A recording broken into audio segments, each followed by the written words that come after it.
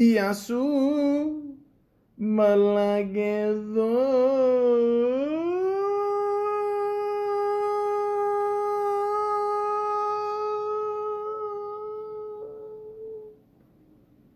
Welcome to the Malaka podcast.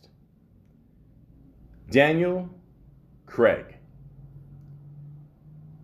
All the way back in March 2020. Oh boy, this is great. I mean, we got like 1 month to go until we can see the new Bond, and we haven't had a new Bond in like 5 years. This is going to be great. Nothing is going to stop this. Nothing. COVID-19 has battered the global economy, causing the worst recession since the Great Depression of the 1930s. Fuck! So, of course, we were all looking forward to the new Bond coming out. No Time to Die.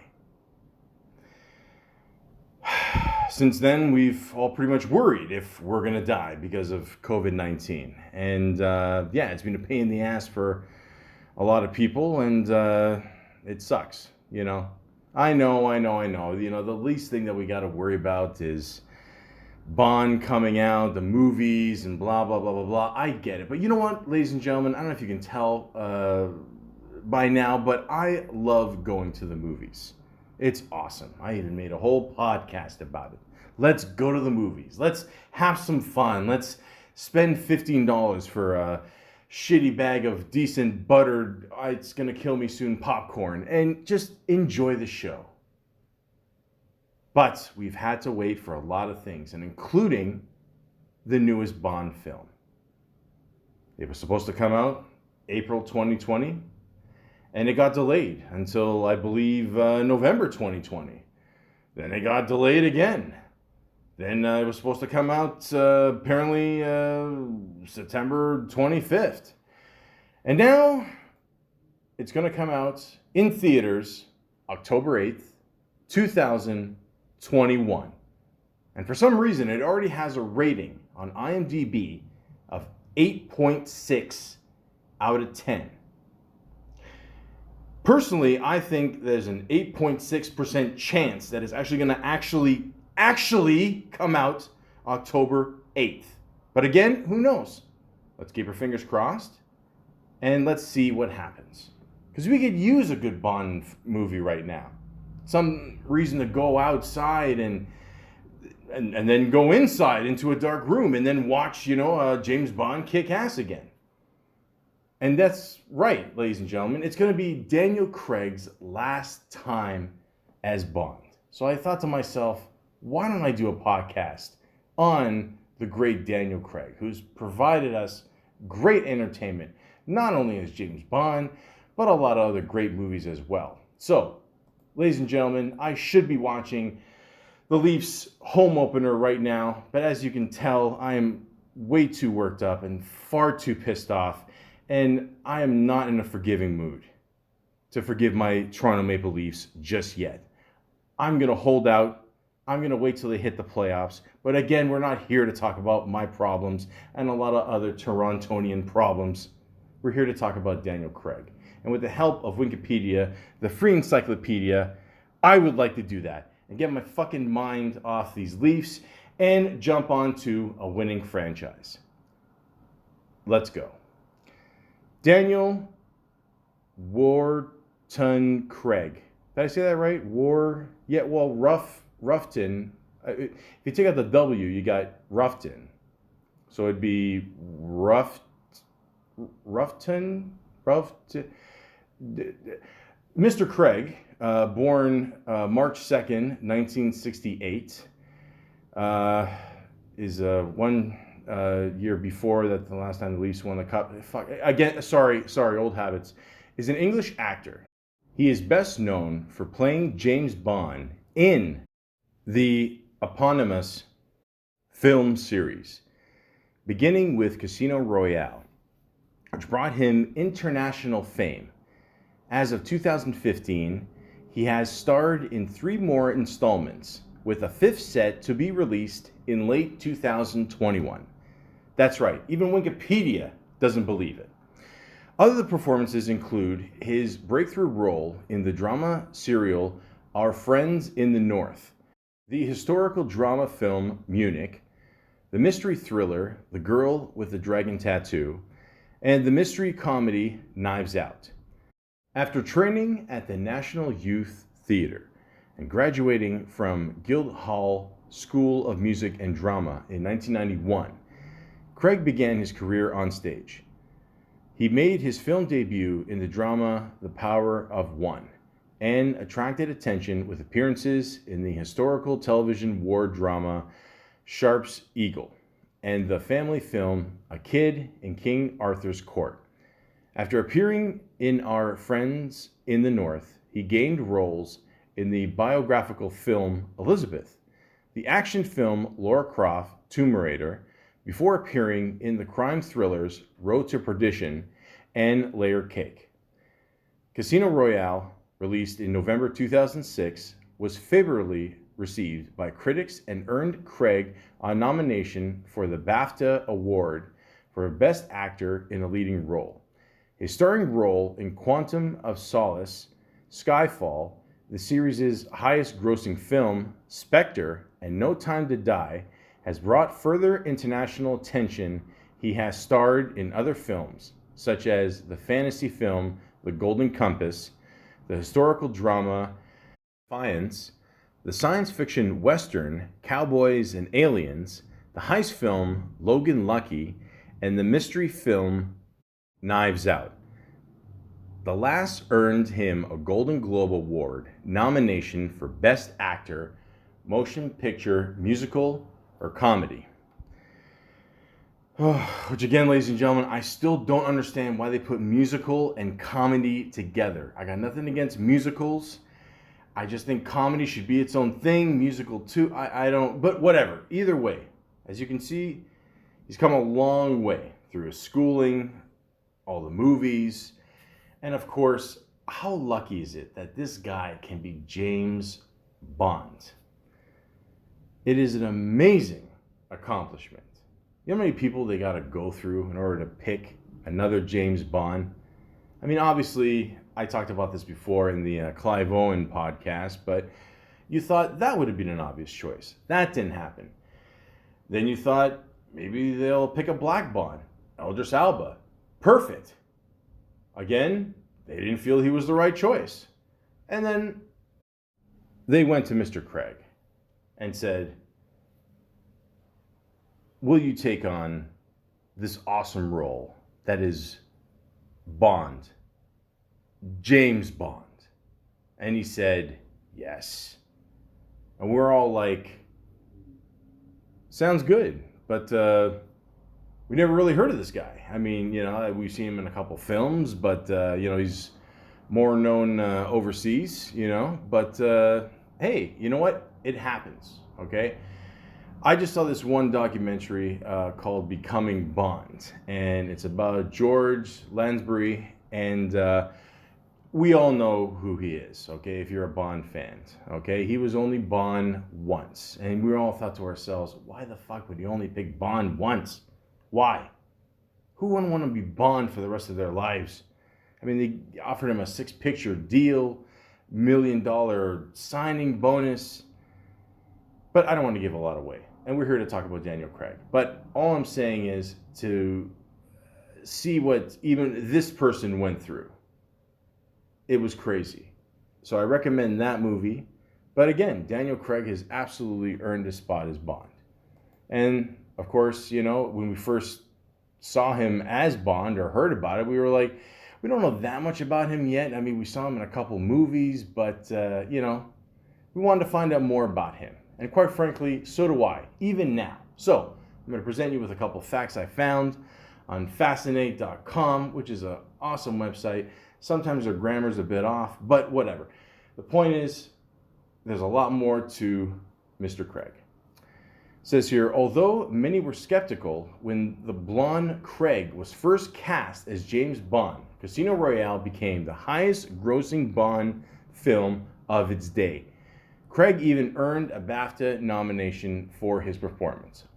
Obviously, I said this before, but you know what? Fuck it. I'm going to say it again because a lot of people forget that. You know, it's hard. You're used to a certain Bond. You know, me personally, like I said, I always think Sean Connery is the best Bond of all time. He put himself, a lot of his personality into the role. You really believe that Connery was Bond, and from there, it was a very tough role to fulfill. And I just mentioned what happened to Mr. George there, and then Connery had to come back, and then it's hey, money talks, and we all know what walks. But he was able to perform it really well, and off to a great start. Also says here, much of his controversy surrounding Craig's casting as James Bond had to do with his hair. There had never been a blonde Bond. Nevertheless, Craig refused to dye his hair black for the role. Good for him. Why not? Take a chance. He's still got that look. I've even heard from a couple people that, a guy like him, he plays a good Bond, but maybe he would even played a better Bond villain. And that's awesome too. To play a Bond villain, that's a huge honor as well. But we'll get into that in a little bit. But again, I didn't know that they asked him to dye his hair. He said no. And it tells you how badly they wanted this guy, They said, you know what? Keep the Zach Morris look. You got the job. Seems like Craig never had trouble making big, bold choices. At age 16, he left school to join England's National Youth Theatre. He made his debut as a Agamemnon. I hope I said that right. Agamemnon. Sure. In Shakespeare's, I'm gonna fuck this up. Troilus and Cressida. Oh, jeez. I'm more of a talker than a reader. And toured with the troupe to Spain and Russia. So again, guys, unlike me, to be an actor, you actually have to know how to read. Yeah, it's true. It helps. And to memorize Shakespeare and perform it on stage, I always think back of when, Brando used to do that. He said he loved doing it, but at the same time, it was grueling after a while. Some people love it, some people don't. If you're able to keep up with it, great. And it shows, how much skills you have if you can memorize all that. It's to me, it's like reading The Matrix. Craig is involved in many charitable causes. He's worked with organizations such as SAFE, which spells safe, Kenya, which addresses social issues through street theater. New York's Opportunity Network, which helps low-income students access education, and the UN, which made Craig a global advocate for the elimination of mines and explosive hazards. There you go. Like I said, guys, when you reach a certain level of fame, even when they pick you to be James Bond, it's almost like advancing at least 10 to 15 years in the acting world. A lot of times you got to pay your dues. And don't get me wrong, I'm not saying he didn't pay his dues, but I'm just saying, when you are the next Bond and they love you, the world's your oyster, And it's nice that he can give back to, where he came from and, to other charities. It's a good thing. In the middle of a controversy surrounding Craig's signing to play 007, he received support from some of the biggest authorities on this issue. 4 of the 5 previous Bonds, Sean Connery, Roger Moore, Timothy Dalton, and Pierce Brosnan, spoke out in favor of his casting. More recently, George Landry has also praised Craig's performance. So there you go, right there. You got the cosign, And it's cool. You want to carry on the torch, you know what I mean? Or I guess pass on the torch, Because, Roger Moore was in how many? 6, 7, 8, 9, 10. He was in a bunch of them. The point is, you want to see the next guy do well, carry on the tradition. And of course, make more movies. Don't let this die out, guys, please. Okay? That's it. Just keep picking the right person, and, things will be good. Craig's favorite James Bond is Sean Connery. See, the guy's got good taste. And his favorite Bond film is From Russia with Love. Despite his admiration, Craig didn't make his performance an imitation of Connery's. He explained that this would be a pointless exercise for him. Well, I gotta say there, Moneypenny. Again, you see what I'm trying to do here, guys? All I'm saying is, again, yeah, thank you. See, again, Craig gets it. Like, you don't have to do a Bond exactly like Connery, Have the essence, have the confidence, well, in this case, you don't have to have the dark hair, but, just play it cool. That's it. Like, again, the whole point of Bond is, it's, just... Let's just be honest. It's every guy's fucking fantasy. It really is. It's awesome. But at the same time, like the next person that does it, you don't have to be exactly like Connery. You don't have to have the accents. You don't have to have the exact movements, whatever. I definitely think Craig took a karate class or two. But again, he knows that, and he delivered. Craig is descendant from French. Oh, I'm gonna fuck up this one. Huguenots. Look it up. Including the minister Daniel Chamier. Craig also counts Sir William Burnaby, first baronet, among his ancestors. Yeah, that's sounds pretty good to me. Yeah, even when Casino Royale first came out, or just a little bit after, I heard that somewhere along the line he actually is related to the guy that started it all, that started the whole James Bond franchise, Ian Fleming. God bless that man.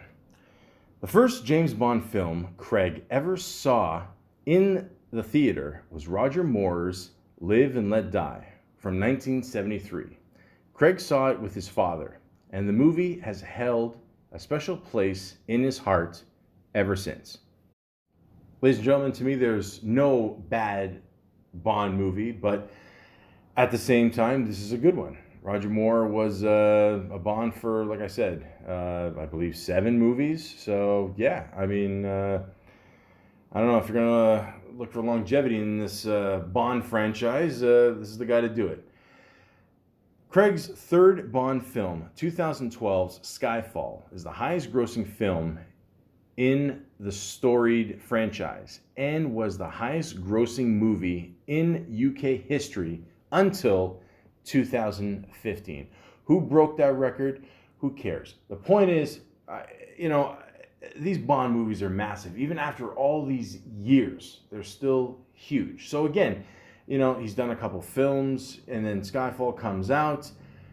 Again, it proves that people love him as Bond.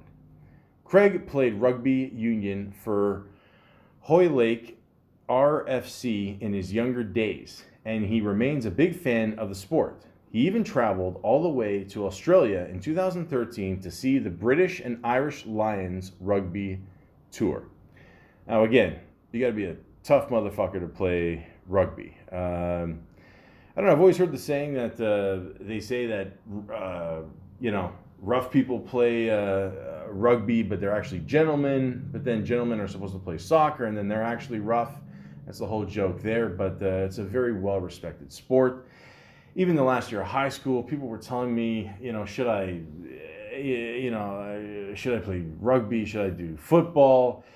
And apparently it's not like, places in the States where, you can miss classes and, they maybe slip a couple bills under the table. I'm not condoning that, I'm just saying. But yeah, nothing like that happened to me. I would still have to do all my work, which, forget it, is another story for another time. But again, he's already proven his toughness, through his films, and surprise, surprise, that's probably where he got it from. Despite Craig's, here's that word again, Hugo E. Not. Hugo Not. Huguenot. There you go. Hey, all right. There's hope for me yet. Background. It doesn't appear that his ancestors passed their religious fervor down to him. Craig has said, I've never been religious, and I'm not a church goer.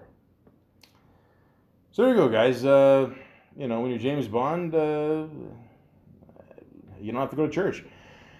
Before signing on as James Bond, Craig wasn't sure he wanted to play the role. Pierce Brosnan, the previous 007, had to convince Craig to accept the part. Ladies and gentlemen, I might as well just get this out of the way because I'll be honest with you. I mean, like I said, nothing is ever going to change. I'm always going to think Sean Connery is the best Bond of all time, but I have a problem picking number 2. Not so much going, but picking number 2. Pierce Brosnan, Daniel Craig. Now, a lot of people would just lean over, and say Craig, you probably have to say overall Craig is the best fighter out of all of them, for sure.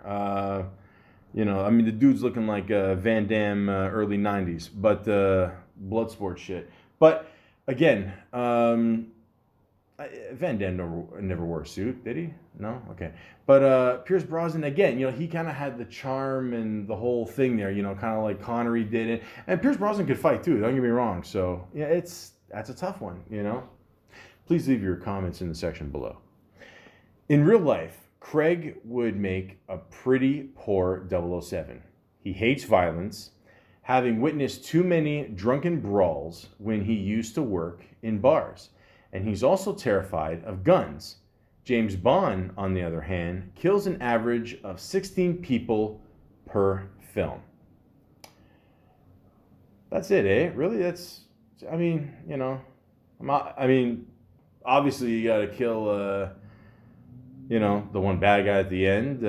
You got, maybe one or two of the Bond girls. Sometimes it doesn't work out, right to the end. You think it does, and then, someone's got to go, and then, there's a bunch of people that, fuck around, and, it's okay, I thought it was closer to 18, but whatever.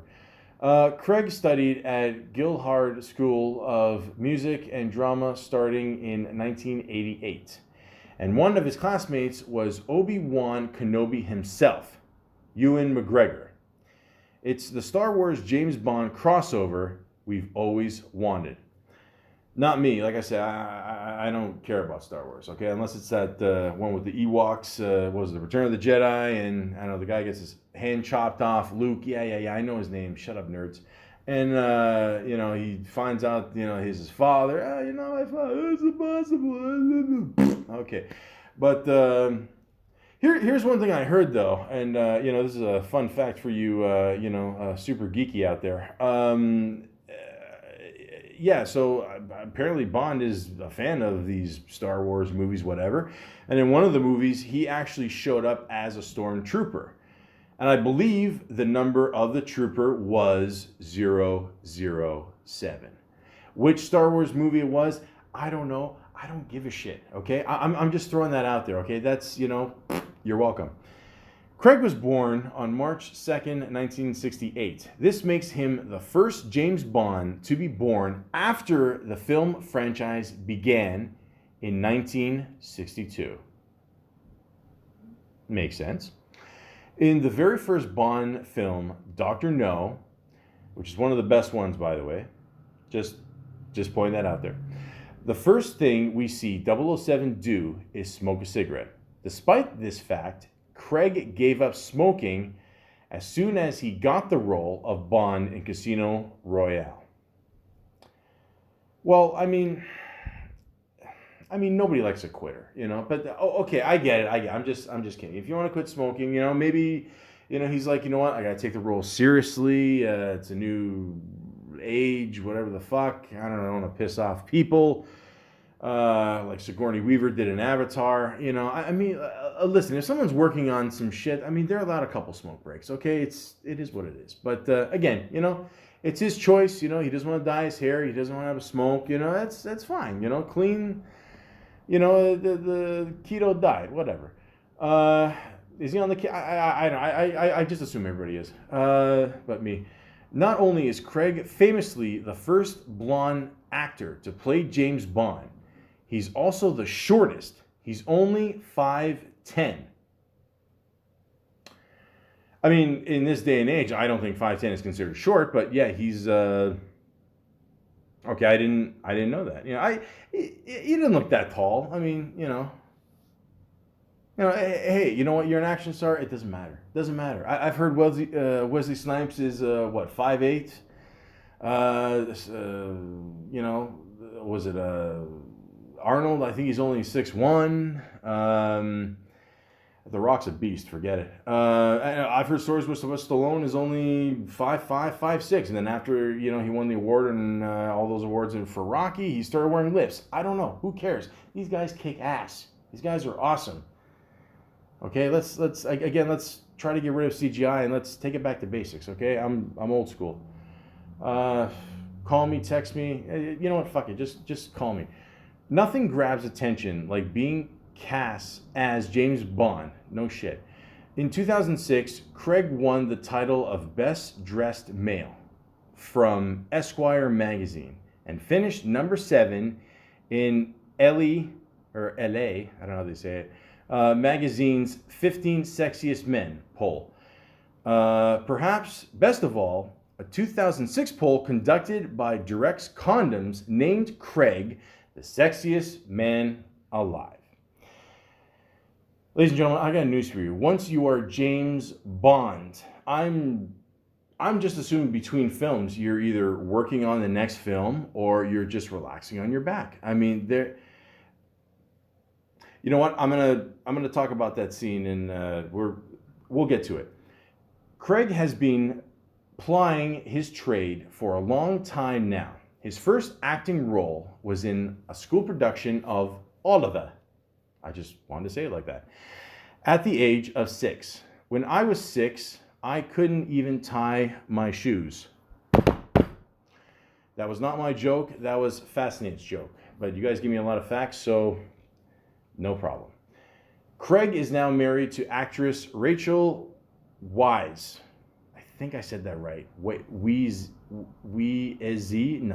it's shut up. It's Weisz. It's got to be.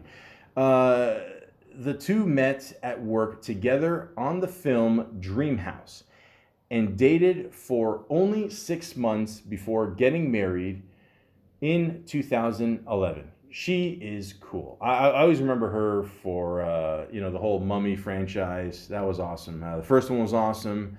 Second one was cool. Might have had the worst digital effect of The Rock ever. I didn't even know they made a third one until like a year ago with Jet Li. I know, right? And then they made the recent one with Tom Cruise. I never saw that one. I like Tom Cruise. Don't get me wrong. Just I don't know. Bring back Brendan Fraser, man. I don't know. He's a cool motherfucker. I also heard a rumor about that guy. I don't know if I mentioned this before, that apparently he got a divorce. And again, this is just a rumor. I've heard that he's got to pay to his ex $900,000 a year for the rest of his life. I mean, fuck me. I again, like this is why we need him for the fucking thing. And he's got a fuck. I hate hearing shit like that. Anyways. Craig has one daughter, Ella Craig, born in 1992. He is also a stepfather to Weisz's son, Henry, whose father is Black Swan director Darren Aronofsky. That's a good movie too. That's a trippy movie. I mean, it's a good movie. Don't get me wrong. I'm just saying it's a little trippy in parts. When Craig and Weisz got married, there were only 4 people in attendance at the ceremony, including Craig's 18-year-old daughter and Weisz's 5-year-old son. You know what? Your Bond, again, you can do what you want. It's quiet. Just, dude, get married as many times as you want. Like, and I'm not saying that this isn't gonna work out. I'm not saying that. I'm just going back to their Majesty's request there. Bond should never get married. I mean, come on, man. And a spoiler alert coming up here. But it only lasted for 5 minutes in the movie. But that's 5 minutes too long. So I just congratulations on both you guys. Being cast as James Bond, Craig gained attention when he appeared in 2001's Lara Croft Tomb Raider. He was the only member of the cast who was an actual fan of the original video games. I'm sure he liked it for the story and not the main character's famous figure. Fascinating. I know what you guys are getting at. You're talking about her eyes. I mean, like I remember the animation back then, PlayStation, it was just big eyes, man. Craig doesn't love attention. Could have fooled me. One time when he was visiting an American movie theater incognito. I just love saying the word like that. Again, it's my podcast. Don't worry about it. A fan asked if anyone had ever told him he looked like Daniel Craig. Craig answered, no. I assume that's what he sounds like. And walked away. Cool. There you go. That's it. When you're Bond, you can get away with shit like that. It doesn't matter. The guy just wants to be left alone. Enjoy himself. That's it. Beautiful wife, cool kids, gets to play Bond. What do you want in life? That's it. It's a done deal. Craig is kind of a geek. I didn't see that one coming. He loves sci-fi franchises like Firefly, Star Trek, and Doctor Who. I mean, let's be honest. In that culture, it's kind of a rule to like Doctor Who. It's like it's Canadians and Timbits. I love those shows too, but somehow I'm still not James Bond. Again, that was a joke by Fascinate. Does not represent me. Again, I'm gonna let it go. I don't feel like going back and editing it. The point is, I did not see that coming. And like I said before about the whole Star Wars fact there, there you go. It happens. You know what I mean? Like, you got a tough guy. He could be a nerd. I mean, who the fuck knows? I mean, what? Craig accomplished every geek's dream when he made a cameo appearance in 2015's Star Wars. Okay, so there you go. It was the 2015 Star Wars, The Force Awakens. I don't know. I wish somebody would wake me up and let me know when they're going to make the Jedi 2 there. Okay? Yeah. I know. They can't like reattach his hand or whatever. But just it's the movies. Make it happen. Okay? If JR can come back to life, then they can do this shit. Out of the 6 actors who played James Bond, Craig is the only second Englishman. Roger Moore is the other one. These are facts. Craig has starred alongside countless celebrities, but he probably could never have guessed who he would have worked with in 2012. For the opening ceremony at the London Olympics that year, Craig made a guest appearance with Queen Elizabeth II herself. Ladies and gentlemen, that is a huge honor, okay? Even I know that as a illiterate Canadian. I know this because her face is on the $20 bill. And it's not like being a prime minister or president. This is a huge deal, guys. Huge. Okay, so again, the power of being Bond. And look, it shows the picture here. He's shaking her hand, bowing. Again, this is all before COVID. But yeah, that is a huge honor. Huge honor. When he was cast as Mikhail Blomkvist, in 2011's The Girl with the Dragon Tattoo, Craig needed to be believable as an everyman journalist. He had to gain weight in order to shake off his image as the sexy, chiseled James Bond. I mean, I mean, did he become a fat ass like me? No, but he did what he had to do. He I don't know, he had an extra donut or two, or maybe an extra loaf of spotted dick. Yeah, which by the way is an actual food. Okay, I learned that from the movie King Ralph with John Goodman. Okay, it's some kind of pastry thing with a lot of raisins. I'm not a big fan of raisins unless they're covered in chocolate, and the glossettes are good. I don't know. I don't know where I'm going with this.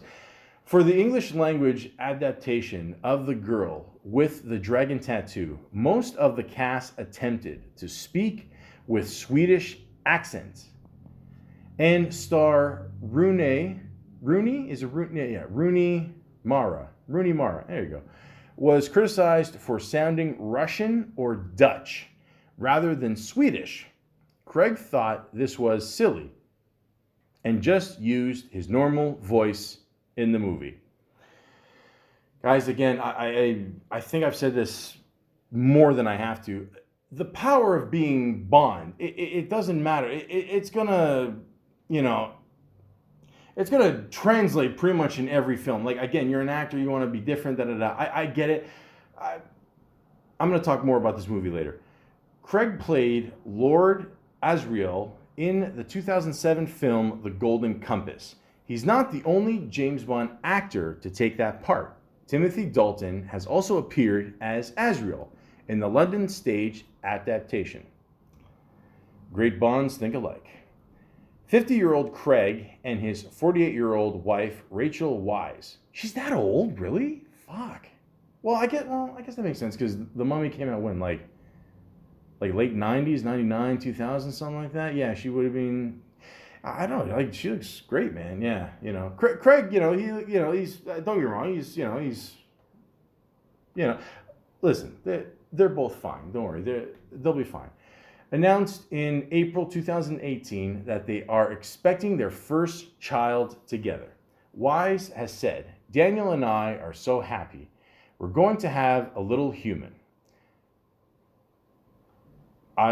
Yeah, that's cool. That's, hope everything works out well. Hope the baby's healthy. I don't know. Will the baby come out blonde, or will it come out dark haired? Bond 2.0. We don't know. We don't know. Time will tell. Craig is signed to appear as James Bond in 2019 for the last time. Okay, obviously this has to be updated. But anyways, fuck it, I'll just keep reading, who cares? In a project with the working title Bond 25. Well, we all know it's going to be called A Time to Die. With Craig and Weisz expecting a child, however, the film schedule has reportedly been pushed back. No shit. Okay, so I don't know, unless this kid is hibernating, I'm pretty sure they've had the kid by now. So yeah. We're still waiting. At this point, late December, we got to wait a couple more weeks. I don't know. I wouldn't hold your breath, guys.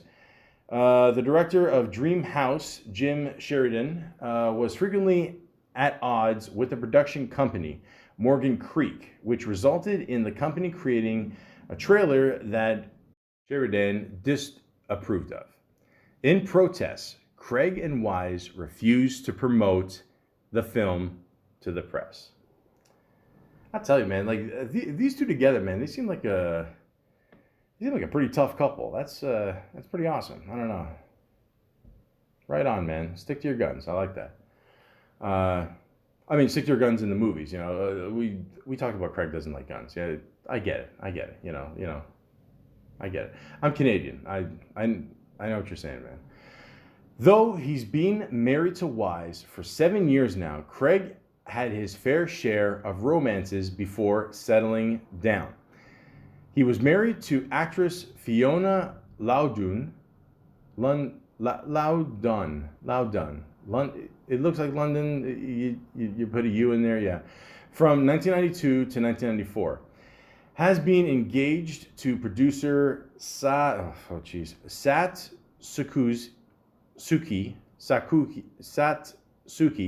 Mitchell. Yeah. See, the second one was easier. And linked to actress Sienna Miller and model Kate Moss. Oh, okay. Well, yeah, that's, hey. Craig's first screen role came in 1992 as an Afrikaner. Yeah, I'm sticking with that. In the American drama The Power of One. The film received mixed reviews, but it certainly didn't damage Craig's career. No fucking shit. Craig's breakthrough role came in the 1996 BBC serial drama Our Friends in the North. I talked about this before. And he had to speak with a Geordie Newcastle accent for the part. Craig apparently bombed his accent in the audition, but he won the role regardless. This guy, again, it just, every role he has to talk in a certain way, he's like, you know what, just let me talk my way. I'm Bond, just let it go. That's it. That's the power of Bond, man. Fuck, that's awesome. Craig became friends with actor Mark Strong while filming Our Friends in the North, and they remain close friends to this day. Craig is even godfather to Strong's son. There you go. That's, I didn't know that. When asked in 2015 how he felt about doing another Bond film, Craig answered, "I'd rather break this glass and slash my wrist." That didn't sound anything like him, man. I mean, I don't know. It sounded like a weak Alan Rickman. Rest in peace, man. We miss you. But I'm gonna work on that. Yeah. Why? Doesn't want to do it again. I don't know. It's got, like being a Bond, like at any decade, it doesn't matter. I mean, from the 60s until now, like it's literally got to be like, being a Beatle in the 60s. I mean, there's no way you can fucking go anywhere. He has a very distinct look. I mean, he's got the blonde hair, I mean, not all of us are, lucky to have blonde hair or, in my case, hair at all. But, yeah, it's he's made his mark, man. I mean, it is what it is. He didn't do it one movie like George, but, he did, was it 5? And that's it. That's, that's it. I would say it's time to move on. Me, I would, I don't know. If I'm in the casket, I don't care. Like put me in the background or something. I'm Bond forever, man. Fuck it. Anyways, let me wake up here. Regarding his reluctance to revisit the role of 007 after filming 2015's Spectre, Craig said, I'm not going to do the accent, don't worry. "If I did another Bond movie, it would only be for the money." Now, that's definitely a page from Sean Connery's book, because we all know he did the first 5, I believe. And then George did the one there, he left, and then Connery really didn't want to do it. They gave him a shit ton of money. I think at the time they gave him 1.6 million, and this was, I don't know what year, like 1970s or whatever, I think. I don't know. So, yeah, okay, that's cool. Yeah, I respect that. I mean, I'm not a fan of the Pirates of the Caribbean movies, but if someone offers me 50 mil, fuck it. Since well before the #MeToo movement, Craig has been working to change James Bond's reputation as a thoughtless womanizer. Good luck. He has admitted that Bond is clearly a misogynist and has tried to alter that characterization. He's quoted, "I've been trying to do that gently for the past 4 movies, and I'll continue to do that."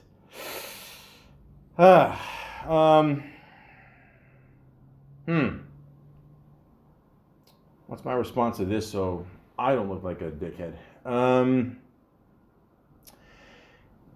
I'm just gonna say this. It's a movie, okay? It's part of James Bond's character. I get it, you know. But at the same time, yeah, we're living in an age where it kind of does look bad. I'm not gonna lie. Like even I can say that, you know. So I think I saw one Connery movie where he had sex with, I mean, at least like 5 women, and I don't know, one like one of the women was named Plenty, and guess what she was known for? Yeah, she gave plenty of kisses. Anyways, but yeah, like that's a tough one, man. I mean, it's yeah,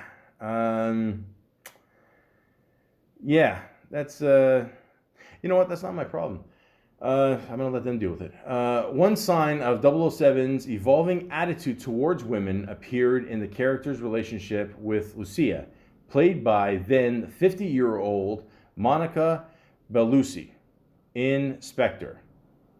Which, again, I'm just going to stop and say this. I've seen her in a couple movies. A lot of people know her for the second Matrix? God, that was, okay.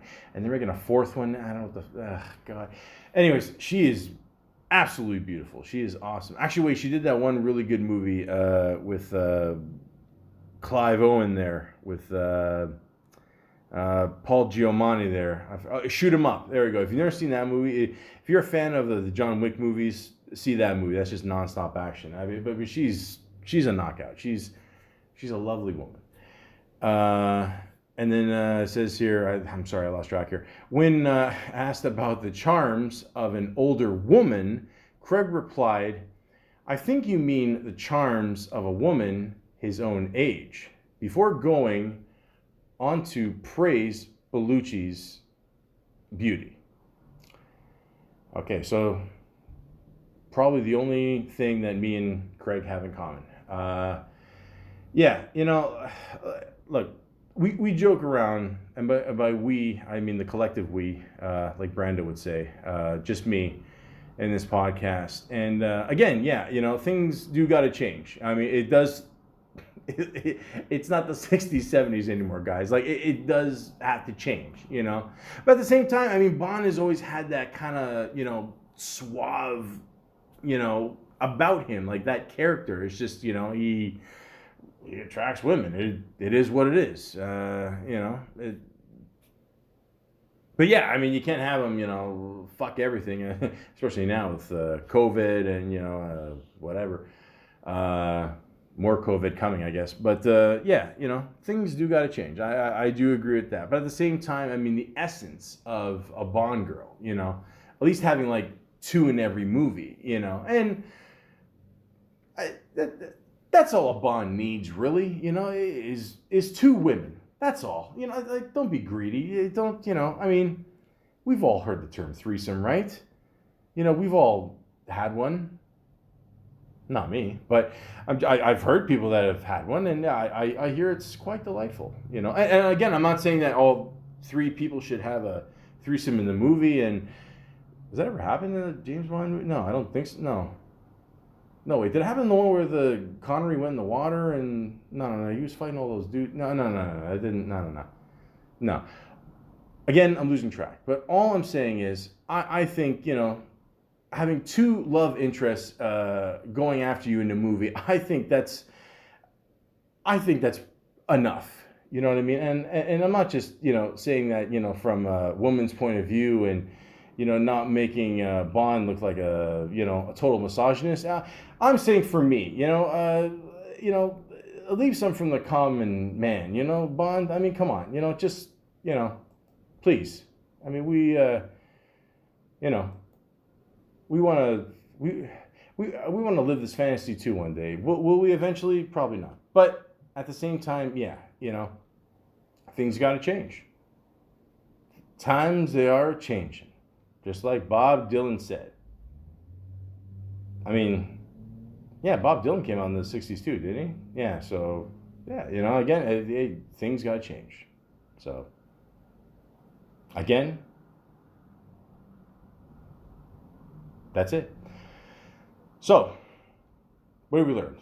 Quite a bit so far. But, again, I'd like to do one last thing, which I always like to do on my podcast, and go to Mr. Daniel Craig's resume and see where this guy started. Of course, I've said a couple of movies already, but let's just break this down. Let's see where this guy started. And again, like I said before, I'd like to go on IMDb because I don't know, Rotten Tomatoes. They suck, man. So let's begin. So, like I said before, the very first movie that Daniel Craig was a part of was in 1992, a movie called The Power of One, where he played Sergeant Botha. I think I said that right. Botha. So, there you go. You got you got some good people in this. Like Stephen Dorff, who I always liked. I don't know. A lot of people always give him shit. I don't know. I think he's cool. I think he's done some cool things. Morgan Freeman, obviously, the voice. I mean, it speaks for yourself right there. I've never seen this movie. 7.2 out of 10. That's pretty good. It says here, an English boy living in Africa during World War II, through his boxing prowess, becomes a symbol of hope in the time of war. All right. I don't know. I'll check this one out. Yeah, why not? A little over 2 hours. Yeah, sure. Why not? I'll make the time. Don't worry. But again, you got to start somewhere. If you can work with a couple good actors like you did, why not? And same year, I don't know, he did 3 more things. He did a TV miniseries called Anglo-Saxon Attitudes. He played Gilbert Stoke, S.A. I probably said that right. Another TV series, Covington Cross. He played Walkway Guard. Very specific. Then he was in another TV series, Boone. Played Jim Parham. Next year, the 1993, he was in the TV series Zorro, and he played Lieutenant Hildagol. There you go. I say it better with the accent. I don't know why. They had I gotta check this out. Wait, they had a Zorro TV show in 1993. Really? I don't remember this shit. I don't remember this. Yeah, that's it definitely looks like Zorro. Yeah, that's for sure.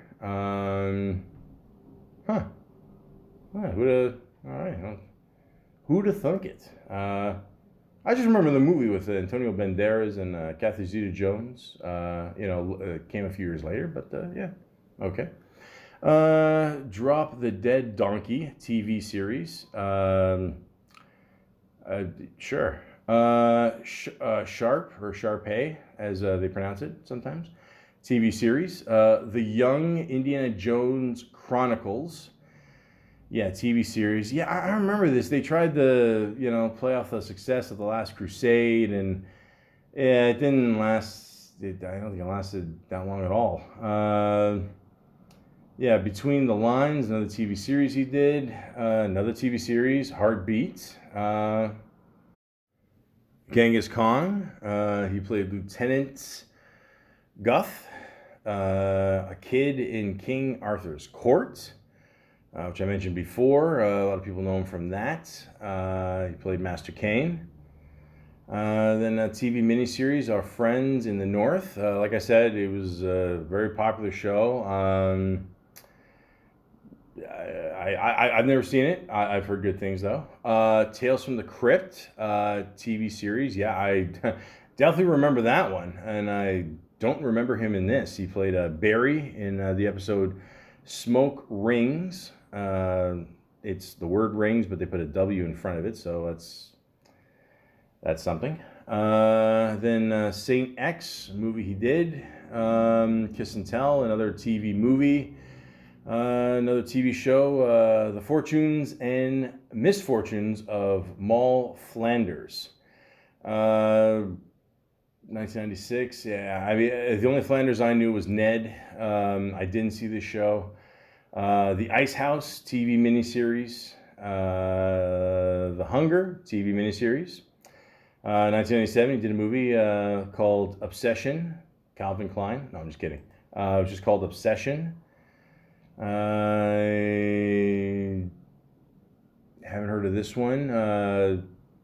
Judging by the movie poster, it takes place in a cold climate. Didn't get the best review. Only 5.2 out of 10, but whatever. Love is the Devil. Study for the Portrait of Francis Bacon.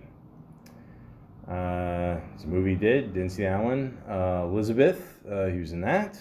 Another movie. Love and Rage. They go perfect together, by the way. He's in that. The Trench. He's in that one too. Obviously, he's in all these. I don't know the fuck I keep saying that. He's in another TV series called Shockers. Another movie, I Dreamed of Africa. Sorry, I don't know. Every time I dreamed, isn't it dreamt? I guess. Well, okay, whatever. There's like Kim Bassinger's in this one. No, I did not see that one. Some Voices, another movie. Hotel Splendidi, yeah. Sword of Honor, TV movie. And a lot of people, like I said, watched the Lara Croft here, Tomb Raider. One of the hottest video game women I've ever seen, I guess. Angelina Jolie played her. I don't know. I always thought this movie was okay. I don't know.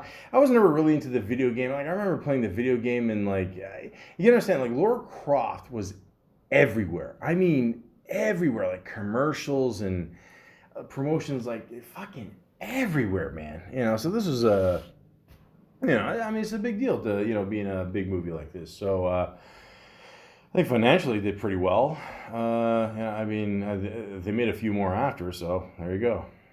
Road to Perdition. Okay, this is a great movie. I mean, if you don't count Cars, the cartoon, this was Paul Newman's last movie he has ever done. One of my favorite actors of all time. Rest in peace. This is a great fucking movie. I mean, 7.7 out of 10. How dare you? This is just rounded to at least an 8. I haven't seen this movie in a long time, but I remember this movie being really good. You got Tom Hanks, Paul Newman. You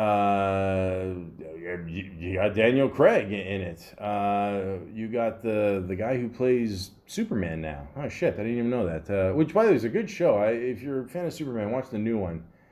Tyler, what's his name? Tyler Hoechlin. I think I said that right. Jennifer Jason Leigh, she's great. This is a really, really good movie. Wasn't Jude Law in this movie too? Yeah, he was great. He was like that weird like photographer or something, right? Yeah. How come they don't have his name here? That's weird. Huh. But anyways, but he was. Wait a minute. Hold on a sec, guys. I'm gonna just double check this. Sam Mendes directed this. The same guy who did American Beauty. So this came out just a few years later. I'm positive Jude Law was in this movie. How come they don't? Am I thinking of another movie? No. Let me see here. Hold on. Yeah, you got Stanley Tucci in there as well. Okay, there he is. There's Daniel Craig. Okay. Honestly, like I said, guys, I have not seen this movie in a very long time. I don't even remember. I mean, I do remember a lot about it. I mean, there's some really cool scenes in this. I mean, very gangster film noir sort of style, But this is a really, really good movie. But I don't remember Daniel Craig in this movie at all. But highly recommend that you see this movie. And again, guys, this is going to drive me nuts. I'm almost positive that Jude Law was in this movie. Okay, so just give me 1 second. I just want to double check this. There you go. Did a Google search. He's in the movie. I remember he played that like creepy dude there. Yeah, I mean, look, there's another guy. I mean, who knows? Maybe they offered him to play Bond at one point. But yeah, like I said, really good movie. Totally forgot that Daniel Craig was in this. Yeah, so when you got a chance, absolutely check out that movie.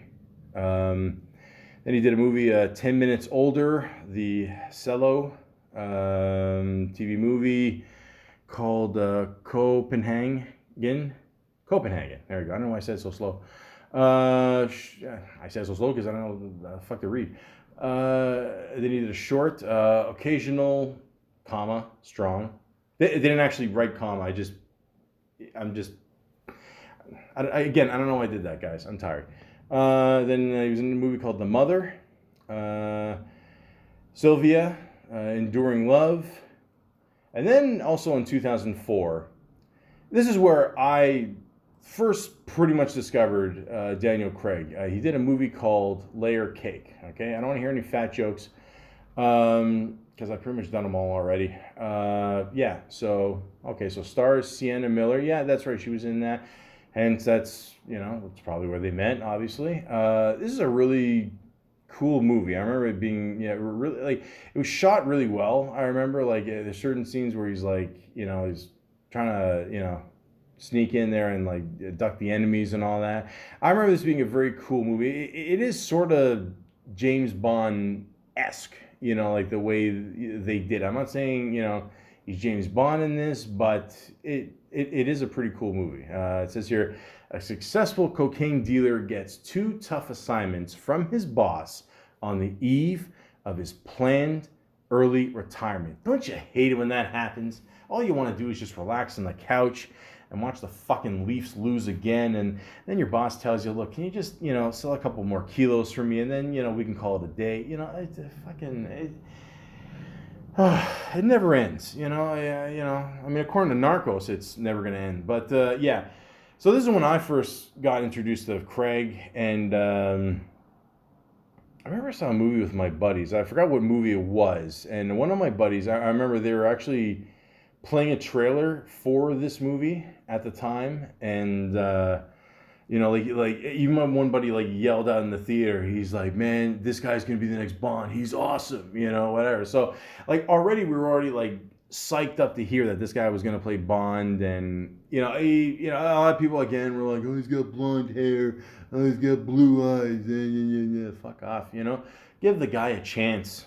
Okay, it's like what's his name, Patterson there, that's gonna play Batman. Give him a chance. Okay, let's keep in mind at one point. Okay, when we first heard that Keith Ledger was gonna play the Joker, we're all like, what, the dude from A Knight's Tale, really? So again, enough said. So I would say things worked out, and this is actually a really good movie. So if you got a chance, check it out. I was forgetting his name too. His name was XXXX. So yeah, I mean. Sometimes before you start dealing coke, I mean, you might be a porn star, and whatever. You hope you move up in this business. But anyways, all jokes aside, check out this movie. Very good. And he did a movie called The Jacket. Another one, Fateless. TV movie, Archangel. And also in 2005, he did a little movie called Munich. And yeah, this is this movie can be a little dark at times, but again, it's yeah, like it says here, based on the true story of the Black September aftermath, about 5 men chosen to eliminate the ones responsible for that fateful day. Directed by Steven Spielberg. If you don't know who he is by now, you're hopeless. Eric Bana was in this movie. Yeah, I remember him. Mary Jose, with 2 E's. I hope I'm saying that right. Crozy. Jeffrey Rush, always like him. Yeah, very good movie. Very, very good movie. I don't want to give a lot away. I mean, a lot of people already sort of know the story already, but yeah. If you look at the movie poster by itself, it's pretty safe to say that you're in for a bit of a dark story. So definitely recommend this one. This is a good one. Almost 3 hours, But I'm a Martin Scorsese fan. I'm used to that time length, so don't worry about it. But yeah, very good movie. Renaissance, he did the voice in that. Said this before, and I'll say it again. You do the voice in something, easy money. Infamous was a movie he did in 2006, but the movie we're all waiting for in 2006 from this man is obviously the next James Bond movie. We were waiting for the title for a while, and then we finally found out what the title was, and the title is Casino Royale. Whoo!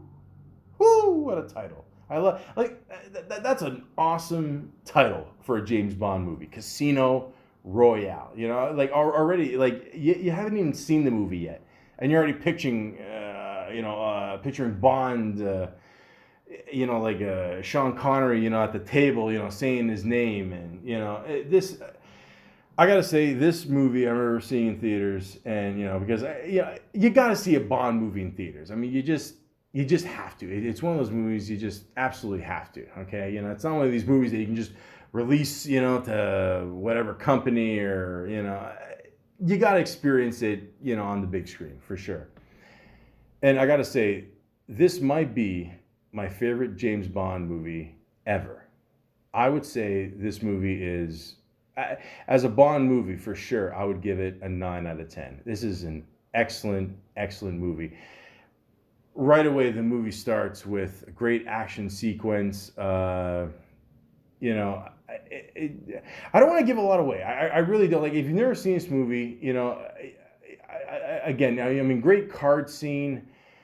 My only complaint about this movie, and I'm fucking nitpicking, I know, but we wait a long time for a new Bond movie, a new, guy to take it over. The only thing that they fucked up in, and even my one friend said this, and I agree with him, is the whole gadget sequence. That's kind of, it's kind of not there. I mean, it's, you know what I mean? It's that's the only thing that they fucked up in. Like, other than that, this movie is fucking excellent. Great action scenes, great story. He plays the role so well.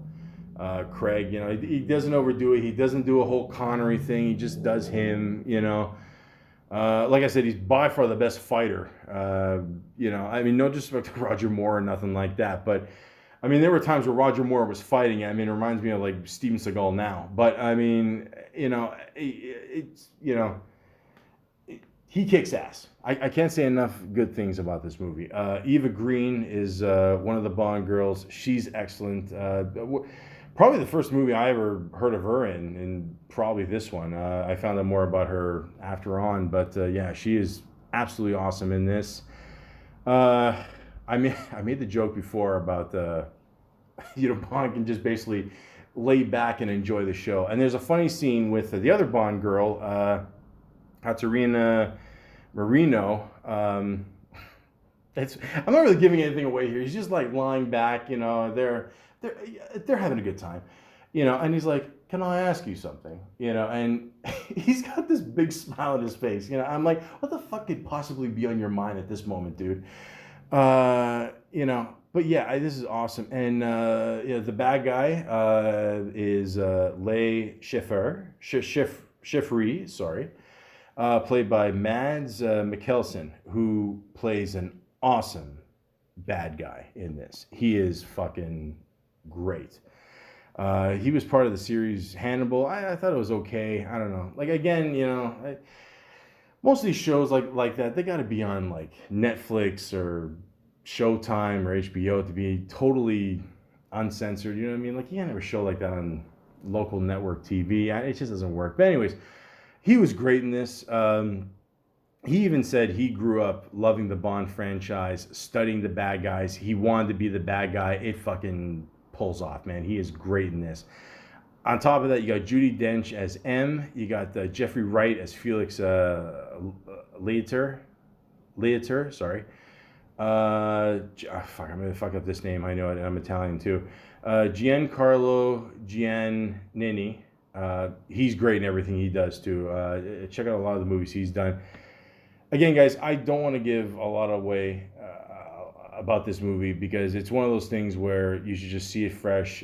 Even if you're not a Bond fan, you will enjoy this movie. You know, the card scene is one of my favorites as well. Like that whole, segment. Like again, I don't want to give a lot away. It's a very dangerous card game he's playing. Oh yeah, I just remembered. One of my favorites. Again, man, I don't want to give it away, but like there's a scene where he gets captured. Obviously, I mean, there's every Bond movie at one point he gets captured, and surprise, surprise, he gets away.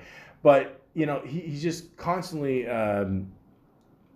fucking with Mr. Lee here, and it's just fucking hilarious. I mean, like again, I don't want to give anything away, but like I said, check out this movie. It is a classic, absolute classic. Definitely. Yeah, it might be my favorite Bond movie of all time. Honestly, I mean, it is really good. Like I said, they fucked up with the gadget thing. It is what it is. But they're just getting the ball rolling here.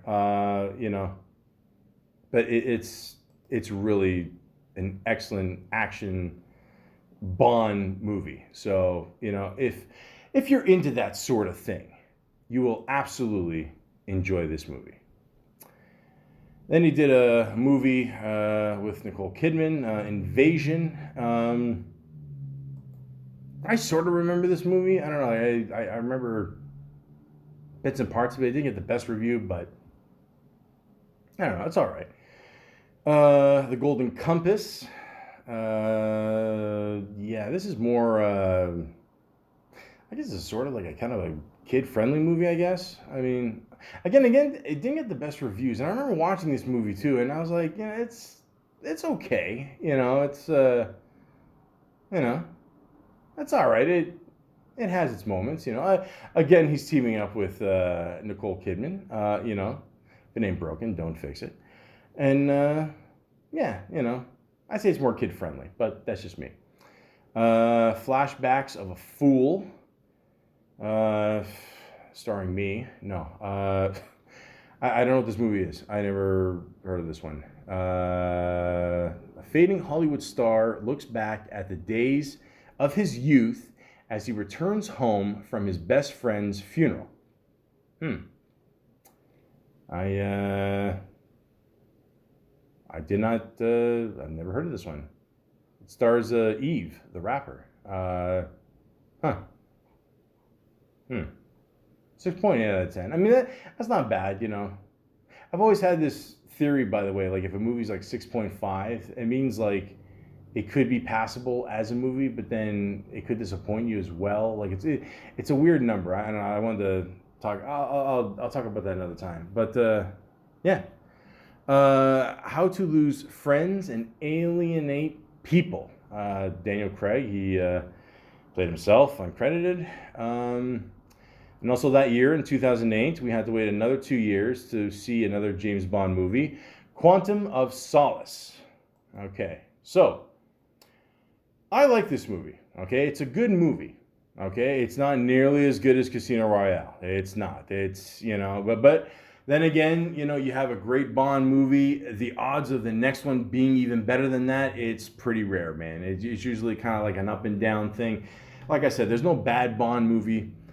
The only problem with this movie is that, and this is just me maybe, but it doesn't feel like a Bond movie. And what I mean by that is I remember like a lot of scenes in this movie, they had like slow motion scenes, and it just, I don't know, like it didn't fit right with the actual movie.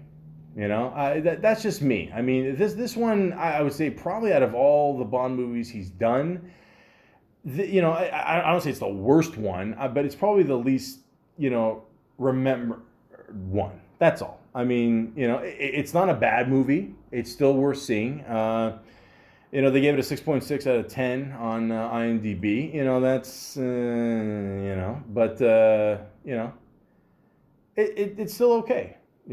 Again, I'm probably not selling it very well, but, like I said, it doesn't feel like a Bond movie, but it's still a good movie. I would still recommend it. Quantum of Sounds, the video game. Do the voice. Why not? More money, more money, more money. Defiance. I mentioned this movie before. Sounds familiar. Yeah, I remember. Okay, yeah, I remember this movie. Yeah. They're all in the woods there. Oh shit. Yeah, this is another movie. Yeah, you gotta. Yeah, it's it's got some dark. Again, it's got some dark moments in it. Like I said here, Jewish brothers in Nazi-occupied Eastern Europe escape into the Belarusian forests, where they join Russian resistance fighters and endeavor to build a village in order to protect themselves and about 1,000 Jewish non-combatants. Yeah, so I remember this movie being a good movie. I remember that. Yeah, again, there's some dark parts in it. Yeah, Lee Schreiber's in it. Which again, I can't recommend Ray Donovan enough. They canceled it, then they brought it back for another season, and it got canceled again. I hope they change their minds again, because that show is fucking awesome. Jamie Bell, Alexa Davalos. She might be Greek. I'm not. Yeah, maybe. But yeah, there's a kind of a dark movie, but again, worth checking out. 7.2 out of 10 rating, out of 10 on IMDb. So yeah, like I said, I would recommend it. And then it says here, James Bond 007 Bloodstone, video game. Again, loan your voice to it. Why not? GoldenEye 007 video game. James Bond, do the voice. Sure, keep it, guys. Easy paycheck. Easy. Just this is the perks of being an actor. Getting jobs like this, I'm telling you, it's awesome. The Organ Grinders Monkey. What? Okay, it's a short he did. He played Bubbles. What the fuck is this? Okay, 5.5 out of 10. You know what? I'm not even going to give away the movie poster. Sometimes the movie poster just says it all. So, yeah. Cowboys and Aliens. Okay.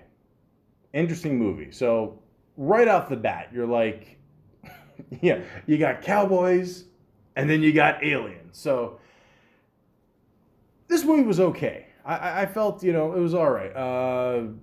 It's directed by Jon Favreau, who I absolutely love. I mean, let's just forget that he brought Robert Downey Jr.'s career to the next level again. He came out with Swingers, Made, which is one of my favorites, and of course the Christmas classic Elf. Okay, so now he's making this movie Cowboys and Aliens. I didn't mind this movie. My problem with this movie is it was a good concept, but just not enough story. That's it, guys. I mean, it's, and again, no disrespect to Jon Favreau. I mean, I still recommend this movie. I mean, like, just seeing this movie. I mean, like, if I told you there's a movie called Cowboys and Aliens, and Daniel Craig and Harrison Ford have to face off against aliens, like, would you not want to check this out? I mean, like again, it's not a bad movie, but I just feel if they put more into the story, it would have been that much better. That's my only complaint. But like it says here, a spaceship arrives in Arizona, 1873, to take over Earth, starting with the Wild West region. A posse of cowboys and natives are all that stand in their way. So like I said before, you got Craig in there, Harrison Ford, Olivia Wilde, Clancy Brown, Paul Dano, who I'm really looking forward to seeing what he's going to do with the Riddler in the next Batman movie. Sam Rockwell, Adam Beach, I hope I'm saying this name right, Abigail Spencer. Okay. I don't know. I saw the word Abigail and it threw me off. Anyways, Buck Taylor, Matthew Taylor.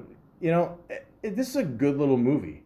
I enjoyed it, honestly. But it's just one of those movies where if it had a little bit more story, it could have been a real classic. But again, I do recommend checking this one out. Like I said, Craig, Harrison Ford, the Cowboys facing off against aliens. Need I say more? Then he was in another movie called Dream House. Another movie, The Adventures of Tintin, which, that's an, oh God, I remember that cartoon as a kid. So, yeah. Again, voiceover work, easy money. The Girl with the Dragon Tattoo came out in 2011. These are very popular books, from what I understand. As you can tell from this podcast, as the years go by, my reading skills are not getting any better.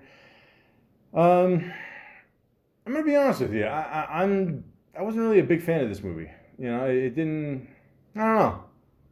Didn't really do it for me. I don't know. Maybe but that's happened before, where I watch a movie and I'm on the mood, and I don't know. I don't remember a lot about this movie. I just remember he teams up with the girl here, and I don't know if they, she's the girl with the dragon tattoo. It was journalist Mikhail Bloomfist is aided in his search for a woman who has been missing for 40 years by Lisbeth Slanlander, a young computer hacker. There you go. So that's probably the reason why I don't know.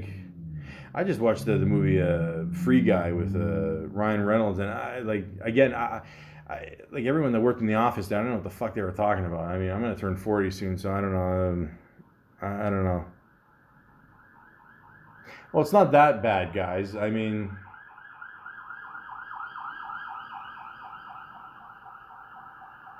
moving on. But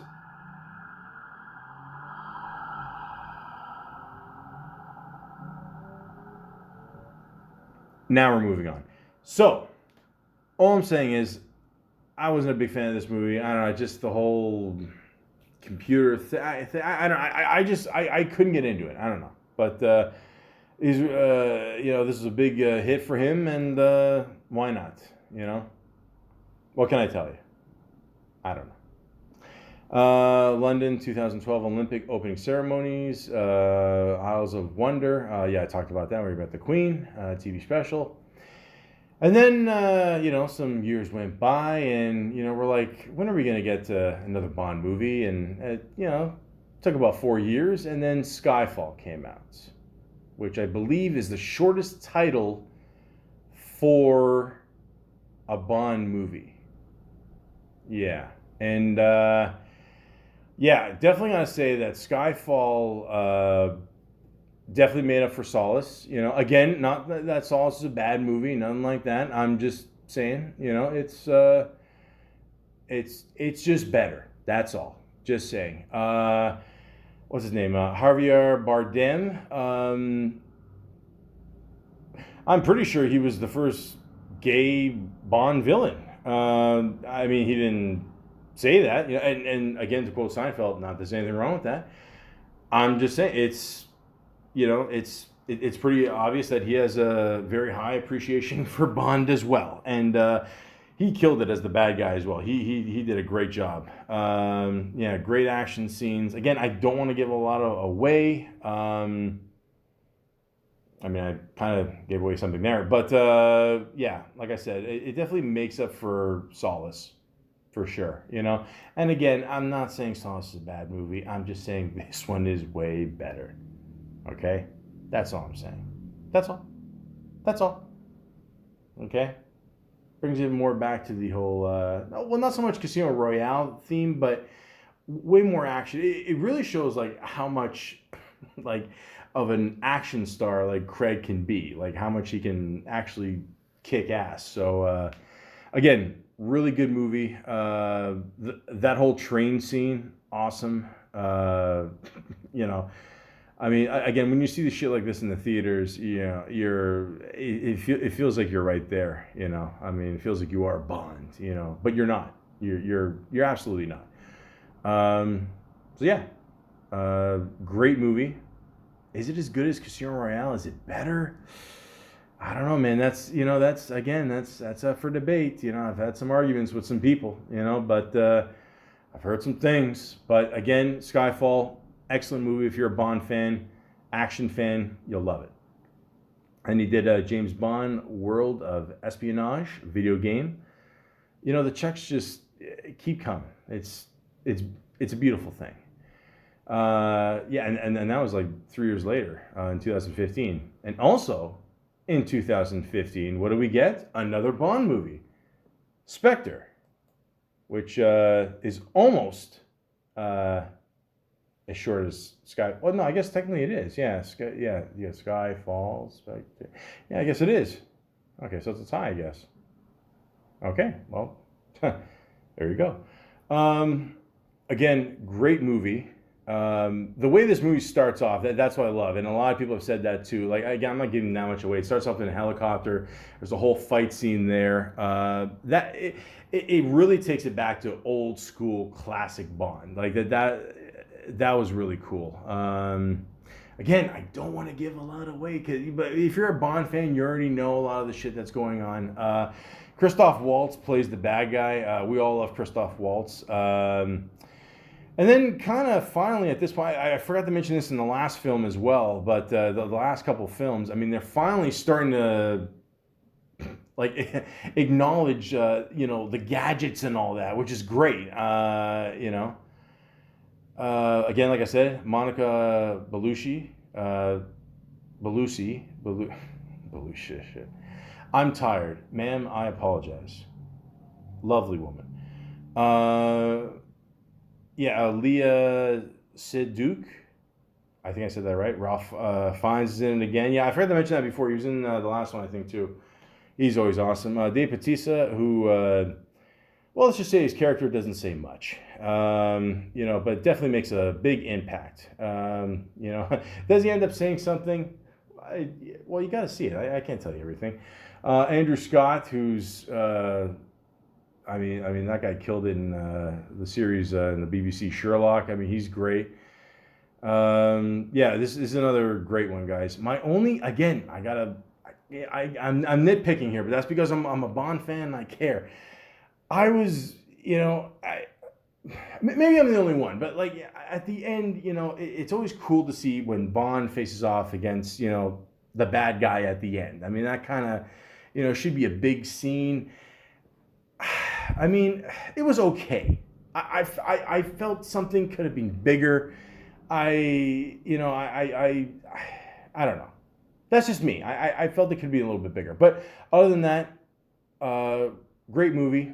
I love it. What we got so far? We got Casino Royale, Solace, Skyfall, Spectre. Where do we rank these guys? I mean, with me, I gotta say Casino Royale. I'm sorry. I mean, gotta put Skyfall, then I probably put Spectre, and then Solace. There you go. Again, all great movies, guys. I'm actually surprised Spectre they only gave 6.8 out of 10. That seems, it's kind of low. I'm not gonna lie, but I enjoyed it. I thought it was pretty good. So, like I said, don't want to give a lot away, but still, you're a Bond fan, action fan, movie fan, you'll like it. Then he did Star Wars episode, was it 7, right? Yeah, V2, yeah, okay, yeah. If Rocky taught me anything. The Force Awakens, he's a stormtrooper, he's uncredited, yeah, we know that, okay. What a nerd. Comrade Detective, I'm sorry, I'm just a jerk off. TV series he did, Father Anton Straza, Logan Lucky, that sounds familiar. Logan Lucky. Oh, this one. Yeah, a lot of people like this movie. I wasn't feeling it. No disrespect to the actors in there. Channing Tatum, Adam Driver, Farrah McKenzie. Katie Holmes was in this? Really? I don't remember that. Okay. But yeah, I don't know. It's some of this movie. It's got a couple good action scenes, but I don't know. I just wasn't feeling it. I don't know. Just saying. Kings. I don't remember this one. Kings 5.1 out of 10. I remember this. Yeah, this was. Yeah, this was not good. I remember this one. Yeah, him and Halle Berry, who You know, I did a podcast on, again, lovely woman. But yeah, I remember this one did not have that strong of a plot. Yeah, you know.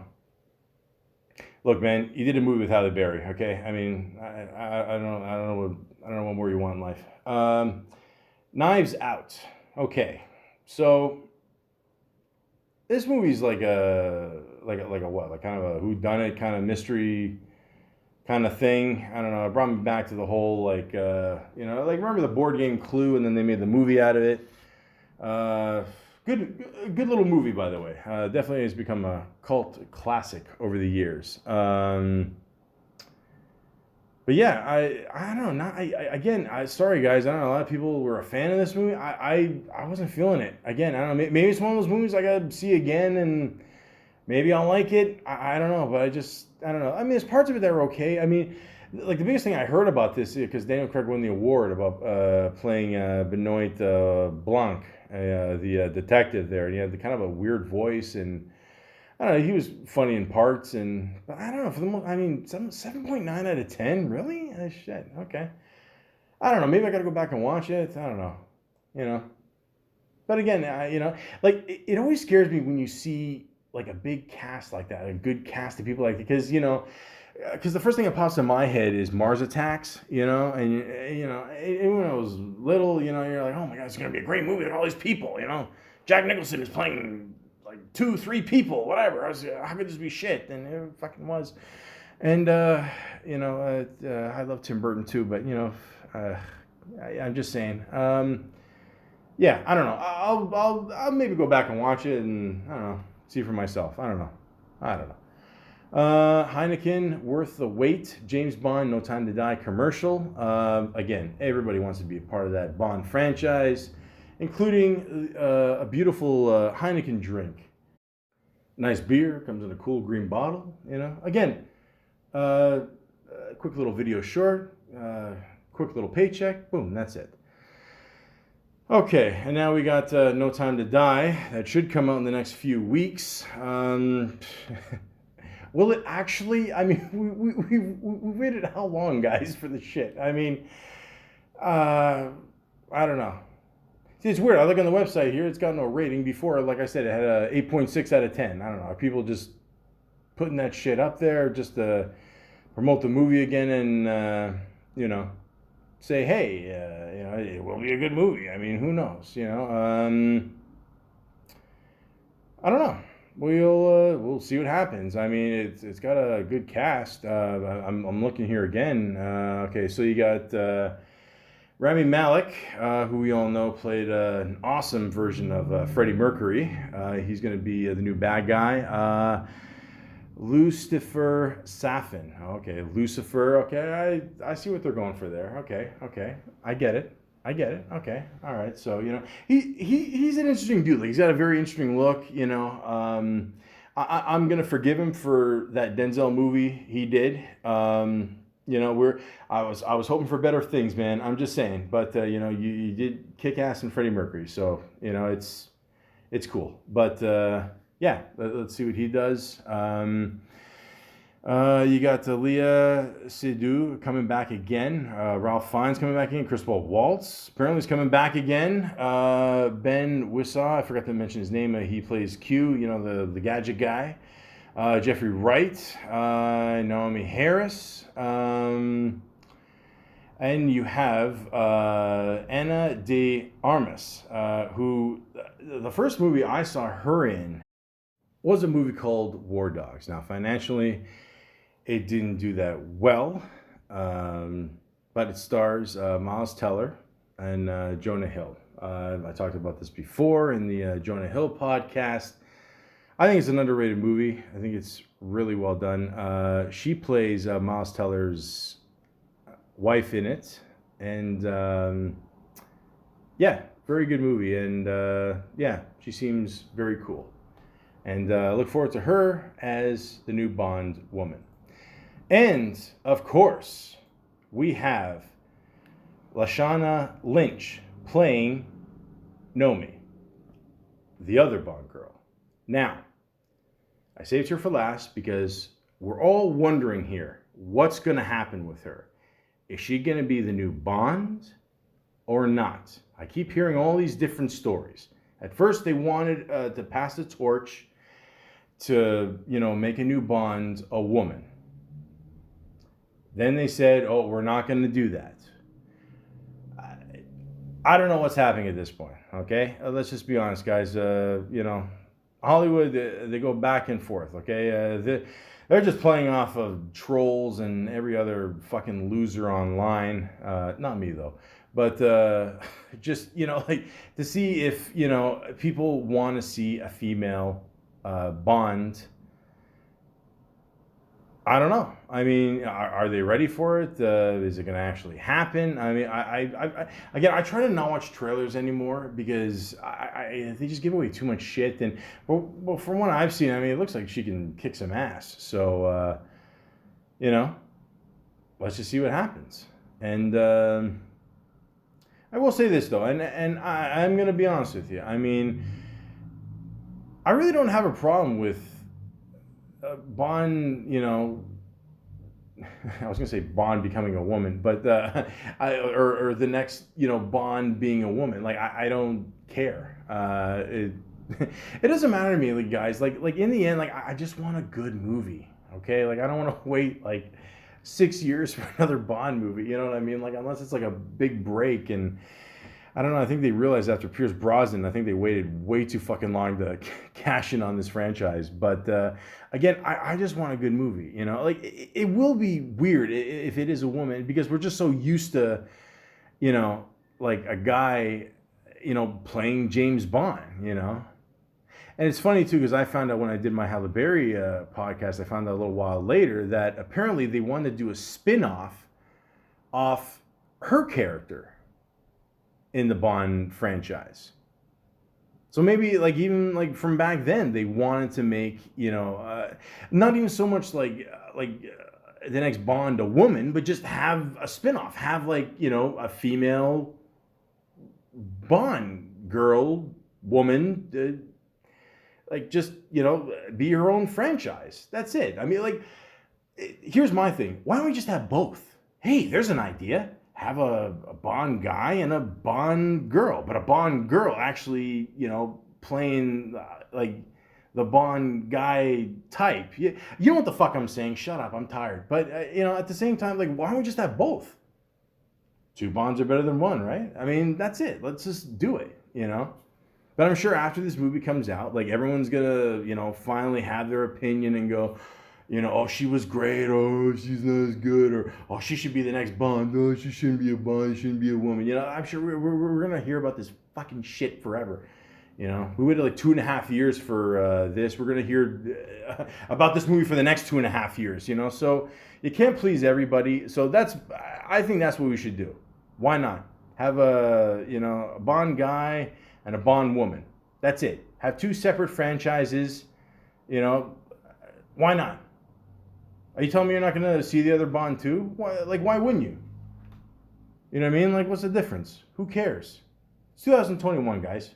I mean, come on. Let's, like, how many Marvel movies are we going to see here? How many DC movies are we going to see here? I mean, like, eventually we're going to fucking run out of ideas here, okay? So why don't we do it? Let's kick ass, okay? I mean, we like the Wonder Woman movie, right? I mean, nobody liked the second one. Let's just be honest on that one, okay? That second one sucked. But then again, there's a lot of, not so good Bond movies either. But again, they're still worth seeing. So, let's just do that. Bond guy, Bond woman. 2 movies. I have spoken. Moving on. Because I'm going to have a fucking heart attack if this keeps going. Anyways, so yeah, that's what we're all waiting for, guys. Will it happen in the next 2 weeks? By Christmas, Easter? Who the fuck knows? So I don't know. Stay tuned. And he's got a couple things lined up as well. 2022. Knives Out 2 is coming out. It's in post-production. I'll check out Knives Out again. Don't worry. I'm curious too. I don't know. It wasn't a bad movie. Just I don't know. Then you got another movie coming out, The Creed of Violence. Story takes place in 1910 as two men, an assassin and a government agent with a hidden connection to him. All right, this hidden agent. Okay, this sort of sounds familiar. Try to stop an organization behind an arms smuggling ring. Okay, cool. All right, so he's not Bond anymore. He's got things lined up, guys. Don't worry. And there's another show coming out. He's going to be part of Purity TV series. Let's check this out.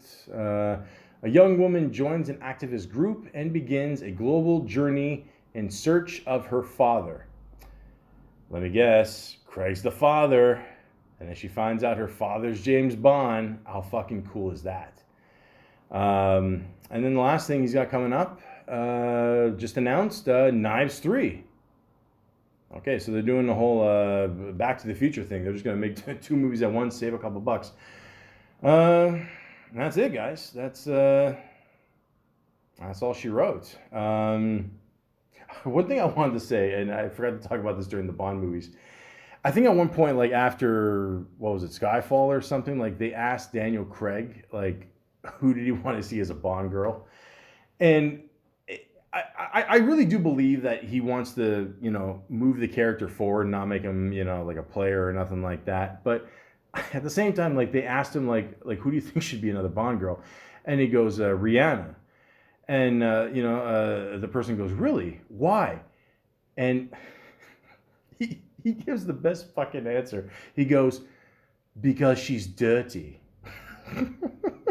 I mean, like, and he's smiling while he says it, But again, these are things that only Bond can get away with saying, And, yeah, why not? Riri, why not? I mean, I get it. You're a billionaire. You don't have to do it anymore. But why not? To be in a cool movie, Who knows? You know what? Maybe, hey, you know what? Hey, are you guys thinking what I'm thinking? Maybe, they keep changing Bonds. Maybe Bond, they could have multiple Bonds. They could have multiple Bond girls kicking ass as well. Why can't Riri be part of that universe too? Just saying. So, we've said it all. I've always wanted to say that. I don't know, every time Howard Stern ends an interview, he always just says that, and it's time to wrap it up. It's been like what, an hour 42. Holy shit! I need some water. And yeah. So Daniel Craig, I think, is going to be okay. It's going to be interesting to see what else he's going to do. I mean, obviously he's jumped on another franchise here. I mean, at this rate, they're going to have Knives Out 10. I don't know, by the time 2030 hits. And I don't know. It's going to be a lot of Ginsus. But yeah, it looks like he's going to be okay, But let's just be honest with ourselves. I mean, Craig's done all this, and he's done all that, but like, what's he really gonna be remembered for? That name that just gets everybody's attention. Begins with J. Mr. Craig, help me out here. The name's Bond. James Bond.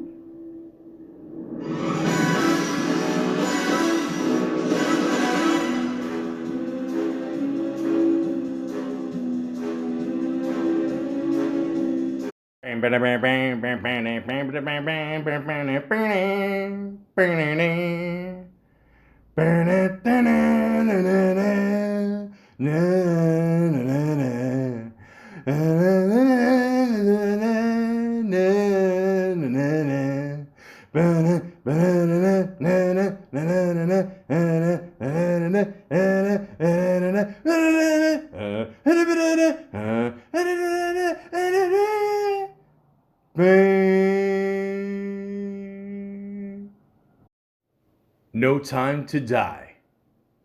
In theaters, October 8th, 2021.